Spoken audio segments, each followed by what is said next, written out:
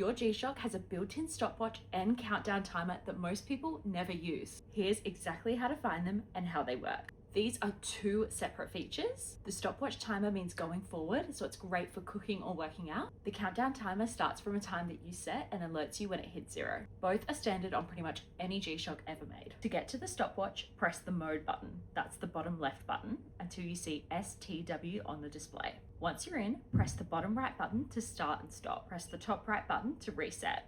Just be careful, those two buttons sit right next to each other, so it's easy to accidentally press reset when you meant to press stop. It's worth doing a quick practice run before you do anything important. For the countdown timer, keep pressing mode until you see TMR on the display. To set your time, hold down the top left button for about 3 seconds until the hour setting starts flashing. Then use the bottom right button to increase the value and the bottom left to decrease it. Press the mode button to jump between hours and minutes. When you're happy with your time, press the top left button again to exit setting mode. Then hit the bottom right button to start the countdown. To pause it, press bottom right again. To stop it completely and reset back to your starting time, pause it first, then press the top left button. 2 features and less than 1 minute to learn. Check out our other G-Shock how-to videos and we'll see you in the next one.